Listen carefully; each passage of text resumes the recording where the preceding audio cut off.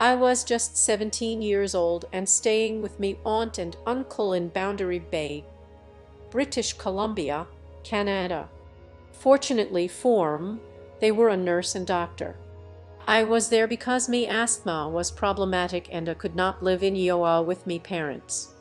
Even so, the asthma was dicey and me uncle gave me medication and went down to the office thinking it would be okay.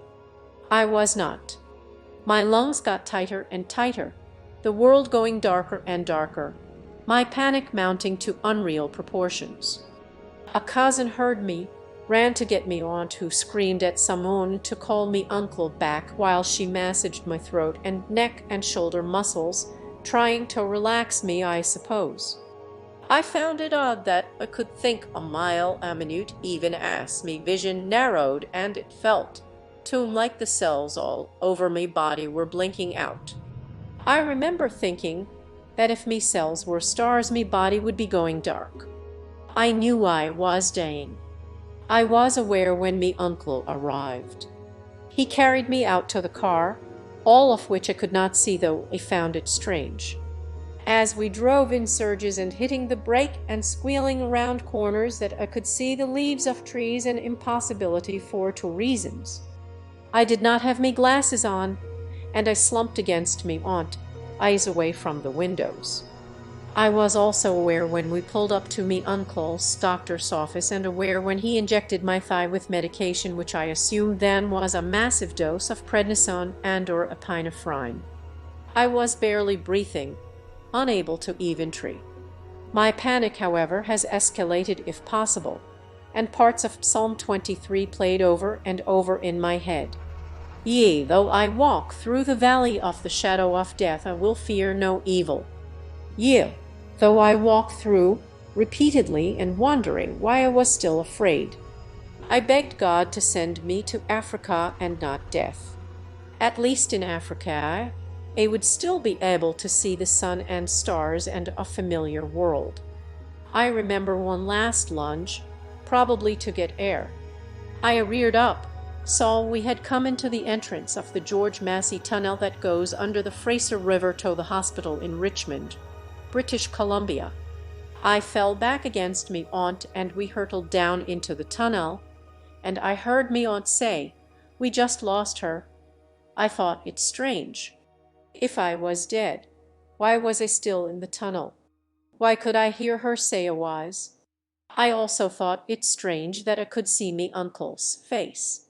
He whirled around to see for himself. I can see his features still. At that point deep the tunnel, and I assumed for years it was the George Massey Tunnel, but realize now that the George Massey had simply become the same tunnel others enter when going through a near-death experience. I came out into light. The light is as others report. A warm bath of light experienced as divine, as all-knowing, complete love, bliss. There was conversation without words, and I understood I was to be sent back to live an abundant life. I begged not to. I then saw the red emergency sign of the hospital again, a curiosity for me because I did not have the concept of being outside my body. I could not figure out how I could see something outside the car. I next was watching me uncle screech to a halt outside the emergency. He jumped out and dashed around back, flung open the back door and tried to pull me out. Orderlies with a gurney rushed to help, but me foot was stuck under the front seat. I kept shouting down to them, "My foot is stuck." I had hands to me mouth, shouting as loud as I could. I was hollering, and wondering why I could hear them and myself, but they couldn't hear me. My uncle leaped around the back door and yanked open the front door, leaned in and pulled the seat forward. In that way, they got me body out. I watched them lay me on the gurney, and suddenly, wham, I was back in the rib cage of my body. I have been through a lot of pain and fear in the last 40 years of my life, but nothing compares to this brutal rejoining of my body and soul. I was thrashing, gasping, and back to full-blown panic. He jumped up on the gurney beside me and pulled me up next to him. We were rushed sitting up, indoors.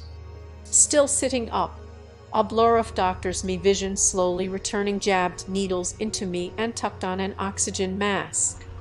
When I stabilized, I was taken up to a room and left to me own thoughts, oxygen, and an IV drip.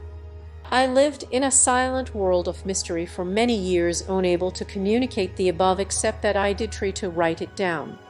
I'd forgotten I did done this and only found the account last year. The writing is feeble attempt to name the unknowable. What compounds this experience is that I, like so many, came back thinking I would live an abundant life, full of meaning and new purpose. I felt God had a special hand on me and that I had something to give the world. In reality, my asthma became so out of control that I was sent to live with family friends in Arizona.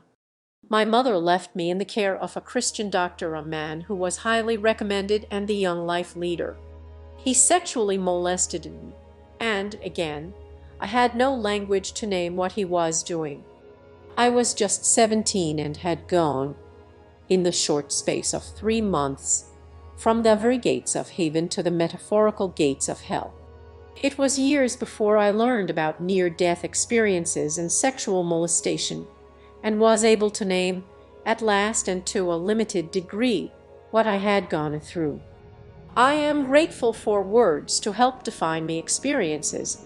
However, the finite world cannot fathom the mystery of the beyond. I think that 90% of what I went through is lost in the same way a dream vanishes, but leaving you full of wonder.